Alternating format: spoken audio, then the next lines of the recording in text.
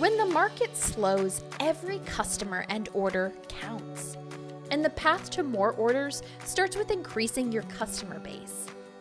This week, we've got renowned title sales coach Darryl Turner giving you insanely helpful tips on growing your customer base. I'm Lindsay Gordon, and this is Title Talks.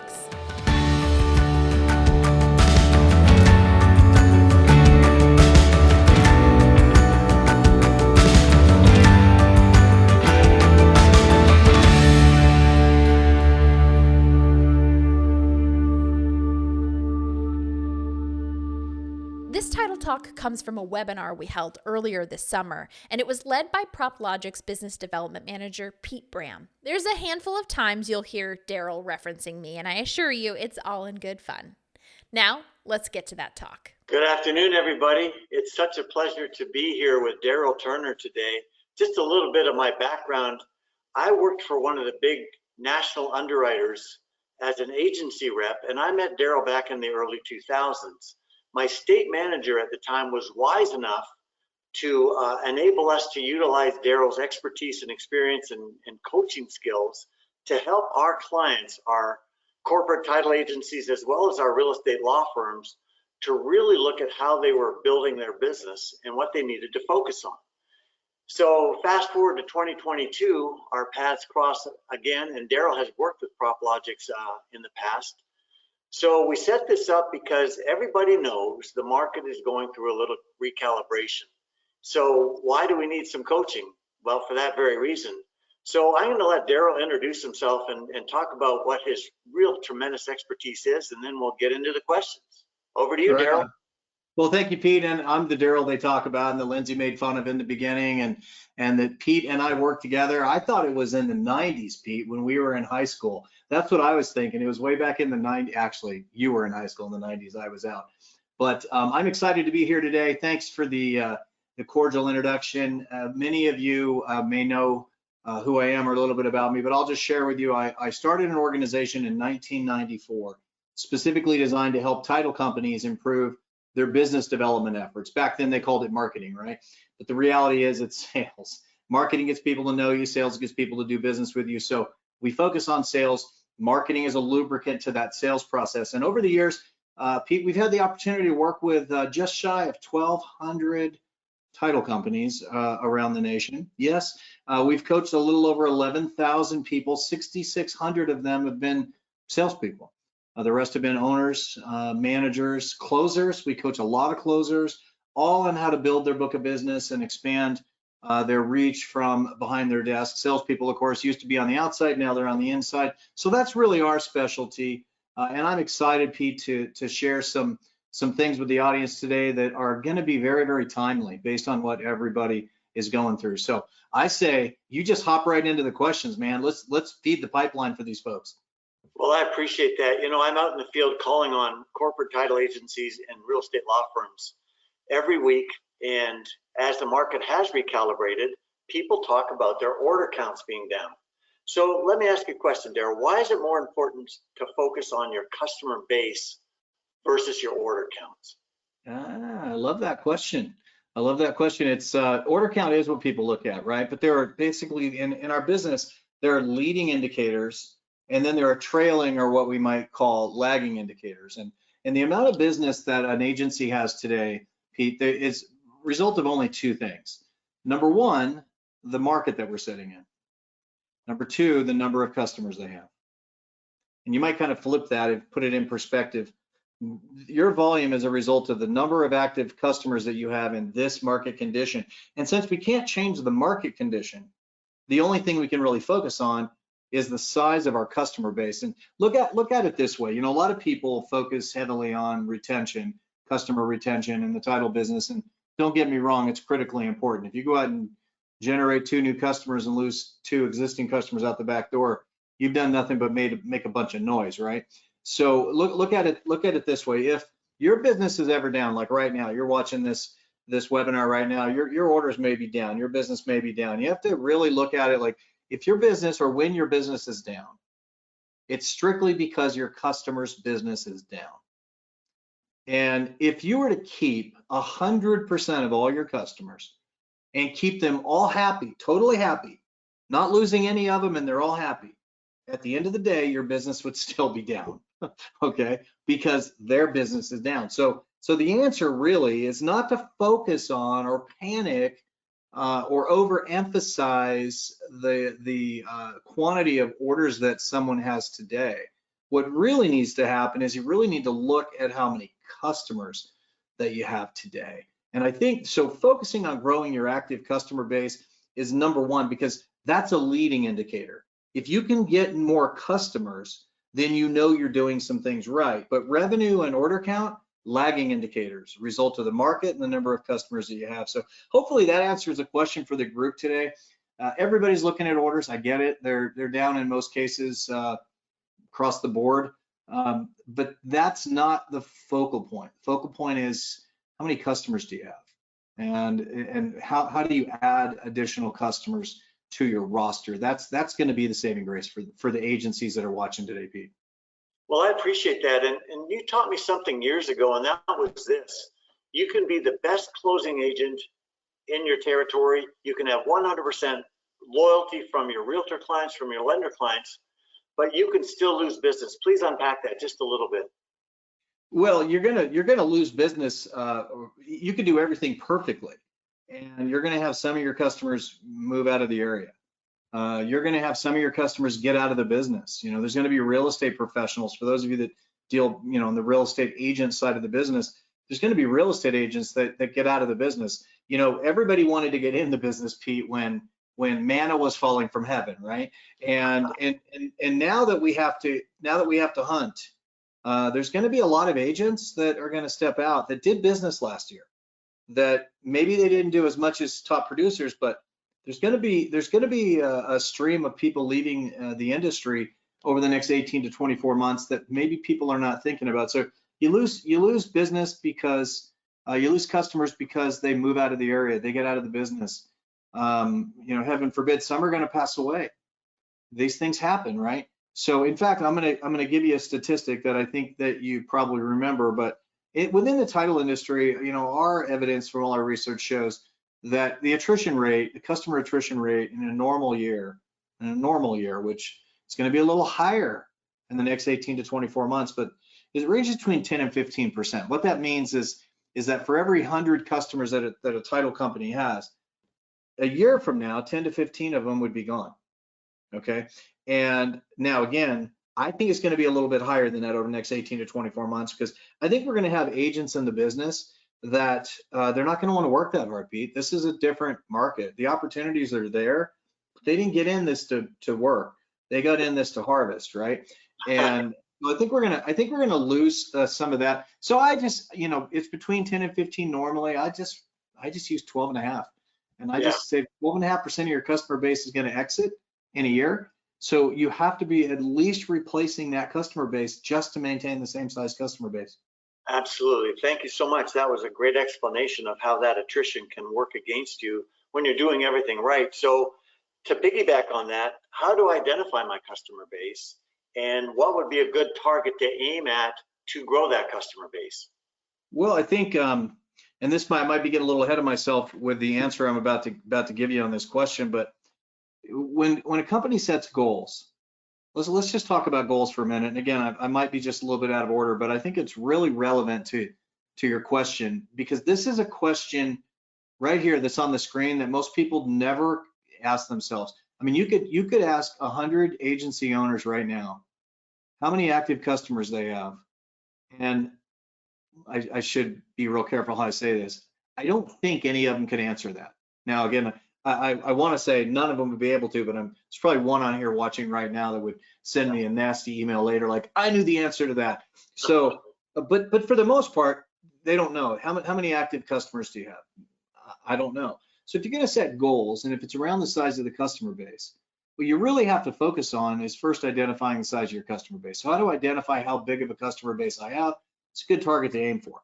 Well, I'm going to tell you that you know, you want to be around, let's just use the number 10. Now, this number is very random, what I'm saying to you, okay? Because some companies are at 7 and 8, some are at 14, but look at a range of like 10 orders per employee per month. Let's just pick that number, okay? Again, people watching this might be a little higher, might be a little lower. Just use 10. And if you need 10 per employee, how many employees do you have? And that'll tell you how many orders you need, right? So if an agency has 7 employees, let's just say at 10 they need 70 orders. And if the average customer sends 2 deals a month, you need 35 active customers in order to do that. This is stuff most people don't go through, right? Because they're looking at only orders. And then they say, well, now to your question, how do I identify like how many customers I actually have? It's pretty easy. Go back to the last 90 days and look at what we call unique sources of business, or USBs. A USB is an individual that has sent your agency business intentionally. Okay, they're not on the other side of the deal. They actually open the transaction with you. And in that, you're going to have people that do all their business with you. You're going to have people that do some of their business with you. You're going to have the one-offs. But if you go back and you just look at the number of unique sources of business, and let's just narrow it down to one classification, a real estate agent. Maybe you're looking at just the real estate agent side of your business, or you're in North Carolina and maybe you're not, right? But whatever your primary customer base is made up with, go back 90 days and count how many of those individuals sent you business. So for example, if you have an agent that sent you 12 deals over the last 3 months, they count as 1. If you have an agent that sent you 3 deals over the last 3 months, they count as 1. They're one unique source of business. Now, what we typically do is break that into 3 categories, but that might be a little bit deep for today, but let me just give you the 30,000 foot view, okay? You don't look at it as an 80-20, the Pareto principle, 80% of the business done by 20% of your customers. Look at it as a 20-60-20 principle. And I don't know if you remember us talking about this years ago, Pete, but basically take the 80% and divide it into 2 categories. Top 20% of your customers, bottom 20% of your customers, middle 60% of your customers. And as you set goals to acquire additional unique sources of business in each of those categories. Based on 20% of your new customers need to be top, 20% can be near, regular onesie twosie people, but 60% need to fit that mainframe design of a customer, kind of that main customer. But when you go back and you count them, and people say, gosh, Darryl, this is too simple. We can elaborate on this point all day long, but start by just going back 90 days and counting how many individual unique sources of business or customers or people, however you want to look at it, sent your agency business, and that's your starting point. That's the size of your customer base. And if you take a look at the size of your customer base, and then you look at how many orders your operation does monthly, what you can easily determine is how many orders you have, what the average size customer is that you have, right? Sure. And then you go back to the 10 orders per person, and now you know how many more of those you're going to need if you're short of 10 orders per person, right? So don't look at, if you need 70 orders and you have 60, don't look at it as needing 10 more orders. Look at it as needing 3 more customers, because the orders go up and down based on the market, and that is, again, a lagging indicator.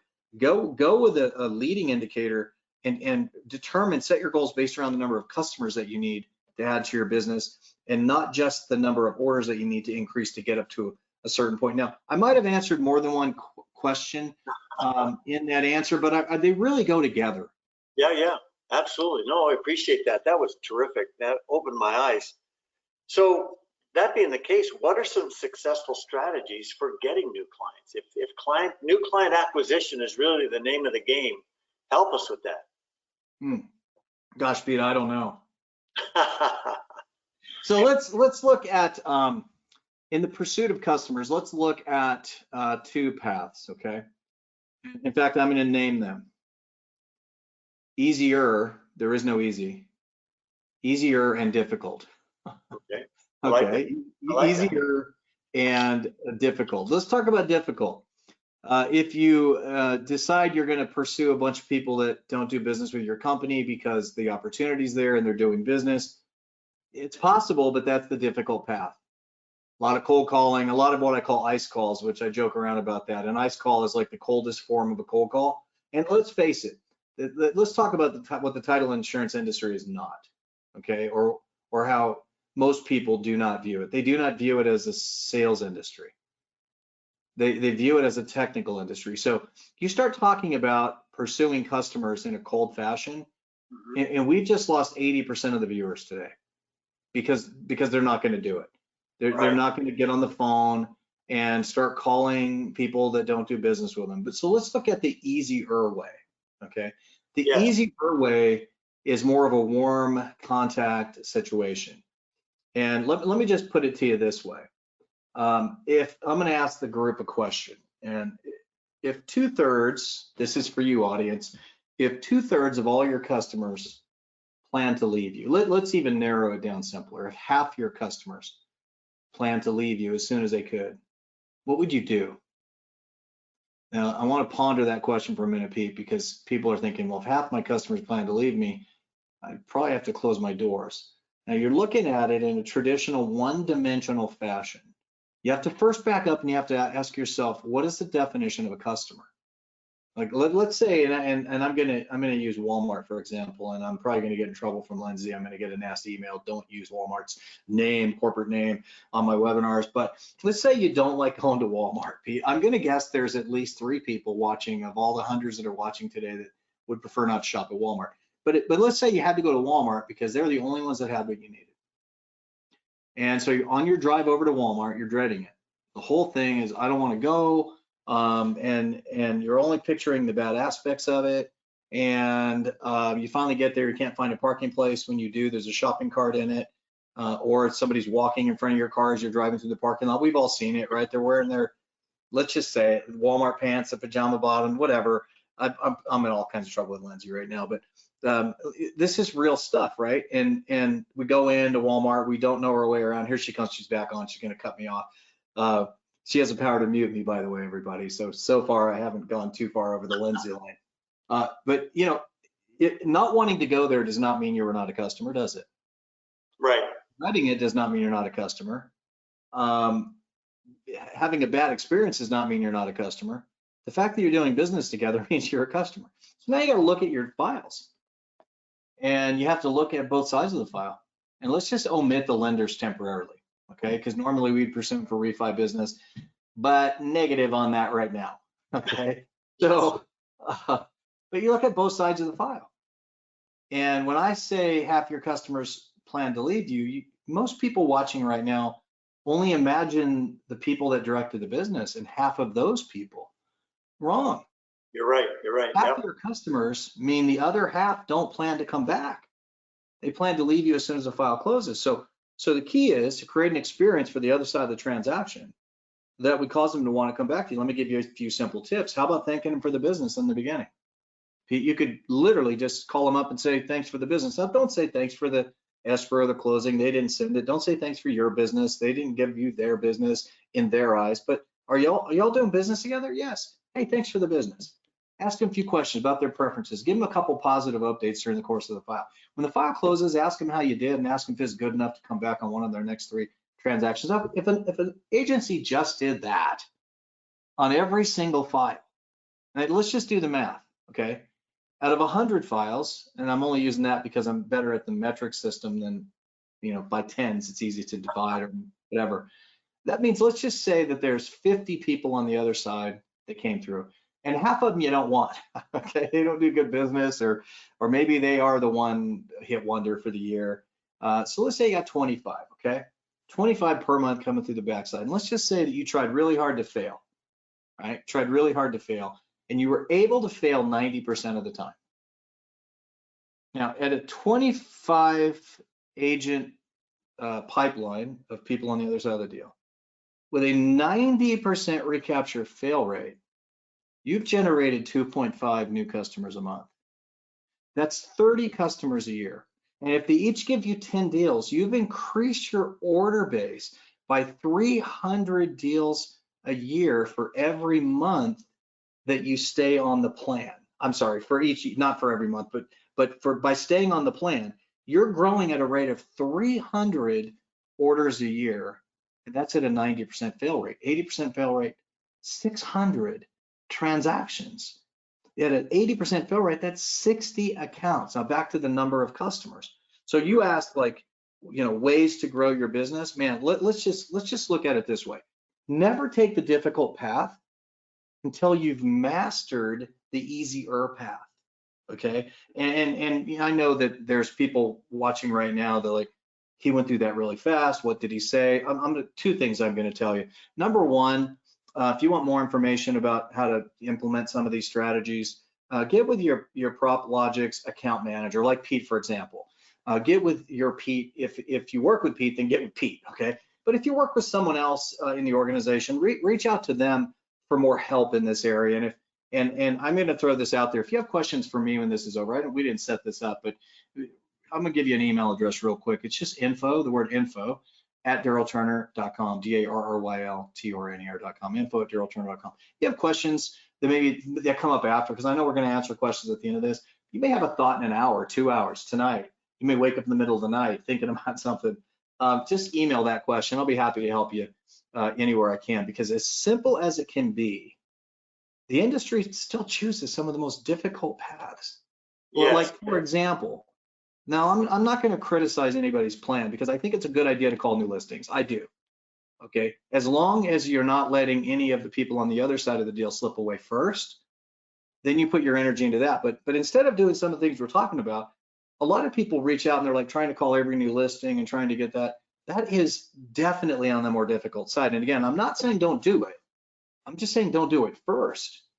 Master the capture rate inside your file and stop the half of your customers that are planning to leave. Stop them from leaving and just close the door behind them. You know, nobody left behind in this deal. Just focus on that. How's that for an answer, Pete? Was that good enough for you? That is such a powerful strategy to go after that quote unquote low hanging fruit. Those non-directing realtors on the other side of the transaction, they are forced to have an experience with your closing operation. And because of that experience, you can piggyback on that. I love that, Darryl. Thank you so much. That is powerful. Can I ask you a rhetorical question here, Pete? Now, maybe the whole audience. So it's rhetorical, so it's not really for you. It's just to think about. But what would happen, agency owners and closers and salespeople that are watching right now? What would happen if you actually treated all participants in your transactions as if you actually wanted them to come back? Now, got to underline the word actually treated all participants as if you actually wanted them to come back. Because here's the deal. You'll create an experience in every transaction, right? Whether you plan to or not, there's an experience created. And I'm going to give you the sad news of the title industry. 99% of the time, if not higher, the experience isn't good enough to cause the person on the other side to want to come back. If it was, they'd all be coming back. So you really have to think about that. And you could also go to any closer that you have in your operation and ask them to talk about 5 legacy customers that have really been good for them over the years. And they can easily come up with 5 people that have stayed with them, and then ask them how they got them. And Pete, what's amazing is about 80% of the time, they came in on the backside of a deal and stayed. So the principle's there. It's just capitalizing on the facts and the principles that are present already. How do we package that and make that part of our daily routine? And again, I can help anybody that wants to reach out to us directly with more information. I know your team can too. We'll be right back. We know you love Title Talks, and did you know that PropLogix produces another show for real estate professionals like you? It's called 4 Stories, and it's a weekly show where we share the 4 biggest stories in real estate that help professionals and lay people alike keep a pulse on what's going on in the industry. If you're interested, listen in by visiting proplogix.com/4-stories or searching for 4 Stories by PropLogix wherever you listen to your podcasts. PropLogix brings you this podcast because we truly want to help. By providing products and services that allow you more time to work on your business rather than just in it. Whether it's title searches, commercial searches, HOA research, and a whole lot more, we take away repetitive and time-consuming work so you can focus on growing your title company. PropLogix. Take some of those closing to-dos off your list and put them on ours. If our closing agents are focusing on acquiring new customers, what should they be doing to retain their existing client base? Is it somewhat similar? Yeah, it's very similar. In fact, you have to keep in mind on a purchase transaction, let's just go with a purchase transaction with 2 realtors, okay? Those 2 agents are going to talk to each other way more often than they're going to talk to you. Fact. They're going to talk to each other way more often than they're going to talk to the title agency, okay? And the last thing you want your really good directing source of business to hear from the non-directing source of business that you're pursuing is that, hey, your title company called me and thanked me for that deal, when we didn't call the directing source of business. So number one, start thanking your directing clients intentionally. Thank them on every order. Don't let your automated email be the only thank you they get when they open an order. Pick up the phone and call them. Hey, thanks for the business. We really appreciate you. It'll go way farther than most people think. But here's the other thing. We refer to this as out-of-file communication. Now, this is a nugget for the viewers today, okay? Out-of-file communication is very simple. Have each closer make a list of 20 customers. 20 customers, okay? You can make it bigger than that, but not much. But 20 is a good number to start with. And once I share the principle with everybody, they'll get it and make whatever size list works best for you. And then have your closers each day look at the next person on the list, not the whole list, just start with number one and ask yourself this question: are they in a deal right now? Because if you ask the closers how often do you talk to your customers, they say, gosh, they're all the time. Here's my next question: how often do you talk to them when they're not in a deal with you? Leave that up to our marketers. Leave that up to some. Let me tell you who you're leaving it up to. The salespeople for your competitor are talking to your customers when they're not in a deal with you, right? So out-of-file communication says, I look at line number one, Joe Smith.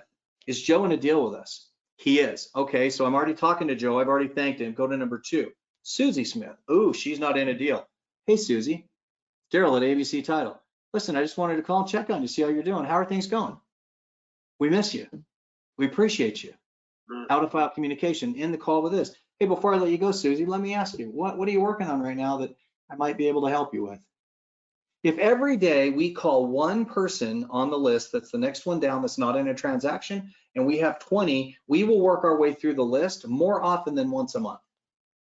And those are our top 20 customers. So really, if you think about it, Pete, pursuing the person on the other side, the warm contact, thanking and staying with the person that directed it, and communicating with the people who normally direct business to us when they're not directing business to us. And by the way, people want to get all creative in their iPhone and their computer. No, take out a piece of paper and write down 20 customer names, and take the paper and put it in your drawer. Take it out each day and look at it. Who's next on the list? Put a check mark, whatever you need to do. Don't overcomplicate this, people. Don't overcomplicate it. Keep it simple, kill a tree. Get a piece of paper. I love it. I love it. Thank you for sharing that. That's really a spectacular strategy. Out-of-file communication. I know we're running a little short on time. Let's get to this last question because I think it's important. A lot of our clients have salespeople, but some of them don't. So the question is, should I be cross-training my closing staff to focus on increasing our customer base? Now you touched on that a little bit with the out-of-file communication, but is there something that's, as far as cross-training, should be taking place to help them be part of that sales team, really? Yeah, what a really, really good question, because I know there's more agencies out there across America, Pete, that do not have salespeople than those that do. So let's talk directly to that question. Here's a good question to ask a closer. And if you're a closer watching this right now, let me ask you this question. Do you have the ability as a closer to do something or say something that would cause a customer to leave? And of course, Pete, we know the answer is yes, right? So if you're in a position that you can run off a customer, then you're also in an influential position to keep them. In other words, your behaviors, actions, and how you speak to them and how you interact with them helps them determine whether they stay or go. So let's look at the backside of the file. Same exact thing is present. So the interesting thing about your question is it goes back to what I was talking about a minute ago. The cool thing about following our sales process is it's all based around the principles of retention, because the title industry is so darn good at customer retention.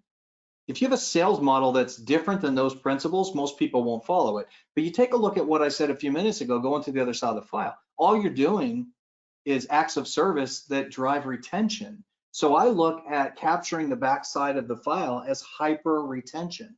Think about it that way, right? You're wrapping your arms more deeply around your customer base once you fully realize who your customer base is or anybody in a transaction with you. So your inside staff, at a bare minimum, should be doing what I referred to a few minutes ago, really focusing on all parties in a transaction. In fact, I was in a meeting the other day, and I'm going to upset salespeople right now, but I was in a meeting the other day, and a salesperson came up to me. As an escrow meeting, but there were salespeople there, and she said, "Who's more effective at retaining and selling our services, escrow or sales?" And for those of you that don't call it escrow, you're closers or settlement agents. Of course, all these people in the room, and I look right at the rep and I said, "Well, escrow." And the look on her face was like, like I slapped her mom. I mean, it's like, what? And I said, "You're the second best person to sell them. Who the best person to sell a person is the one doing it, interacting with the customers, because whether they realize it or not, they're selling themselves every time they have an interaction." So you take your inside staff and say, let's capitalize on creating an experience that would cause people to want to come back. Look at the restaurant example, and I'll end with this. If you go in a restaurant and you have a really bad experience, you're upset. There's your emotion. You're walking to the car, Pete, you say to your wife, "Well, I don't want to come back here again." There's your decision. Experience, emotion, decision. You can have a great experience in a restaurant. You're happy. You feel really good about it. And as you get in the car, you say to your wife, "We definitely need to come back here again." Experience, emotion, decision. That's how we make decisions. Experiences create emotions, emotions create decisions. And by the way, a bad experience in a restaurant and a good experience in a restaurant rarely have anything to do with food. They might start with food. Something might go wrong or something might go really well, but the experience isn't based on the food. It's based on how they respond to what's going on and how they deal with us and how they make us feel. Okay, so the escrow world is exactly the same. The title world is exactly the same. Everybody has an experience with your company in a transaction, which will create an emotion, which is the root of a decision, and the favorable decision will be made in their mind, and it's up to us to ask them to make it in our favor and manifest that with a transaction that we wouldn't have already had. And there you go. That was spectacular. So much shared. I need to review this. I'm going to go back through and look at the replay. Thank you, Darryl. That was spectacular. Appreciate it. Thank you, Darryl. We have some questions already starting to come in. While I was going to say, so it's 1:30. We had originally planned, for about half an hour. So if you have to hop off, or if you want to stick around and get your question answered, we've got about 15 minutes more of Darryl's time and Pete's time as well. But before we get into those questions, I just want to make sure before anybody hops off, Darryl, you have a conference, a yearly conference where people can learn more about these sales strategies. We're offering a promo code to people here today. So if you want to talk about it just really quick, and then we'll get to your questions. Yeah, October 26th, 27th, Reno, Nevada, the Atlantis Resort and Spa. We have our event called Title Sales Mastery. It's 2022. We've named it this year Elite Retreat for organizations to be able to take their teams to a retreat, specifically 2 days, about how to build your customer base, from how to master social media to learning about what the market is going to be doing. Everybody wants to know, but the question we shouldn't be asking about the market. We're going to tell you about it because it's part of equipping you. We should always be looking at what we need to be doing, and that's Title Sales Mastery 2022. Yes, there's a promo code, PropLogics. They're going to put a C note back in your pocket. They are great people. Yeah. So let me tell you how to get there, I guess. It's DarrylTurner.com. Yeah, click on Mastery, or just go to TitleSalesMastery2022.com. Sorry about that. No worries. We just put a link in the chat, and we're also going to be sending out the replay for this so that you can go back and watch, like Pete will with his notes, furiously writing them, right? And we're going to also send links for the Title Sales Mastery and where you can sign up. Let me just say this too. We have a lot of people already signed up. If any of you viewers right now have already signed up and you did not get this, reach out to us. We'll give you the same credit. Oh, that's very generous. Thank you. All right, let's hop into those questions. So Lindsay, not me, Lindsay, is asking, what if you're in a smaller market with not as many agents and lenders? What's the best way to figure out like how many files per employee per month? Oh, sorry. I guess that's a two-parter question. Okay. So if you're in a smaller market with not as many agents and lenders. It really depends on I just randomly use the number 10, okay? It really depends on your average fee profile. If you're in a market, like you could be in a market where your average fee profile on a purchase transaction is $1,100. 10 is not going to work for you. You need 14, okay? If you're in a market that your average fee per file, and there's plenty of markets around the country, $5,000 on a purchase transaction is the average fee per file. Okay, then you can get, maybe 7. You're okay with. So you really have to take that into consideration. The reason I use 10 is it's literally right in the middle of that range. But you still have to, no matter the size of your market, you still want to follow the principles of the formulas to determine, how many orders per person you really should have. And you can really look at it like what your cost of operations are per month and what your anticipated gross margin or profitability is, and work backwards from there and figure out based on that revenue, how many transactions do you need, right? And where are you now, and what's your head count against that? And you can close the delta on that pretty easily once you know those numbers. And again, if this isn't a good enough answer, along with everybody that's watching, info@darrylturner.com, we'll be happy to help. What about offering sales training to realtors? You should do everything with the intention of gaining business out of it. So the salespeople are predominantly, they're salespeople and they're not good ones. Ugh.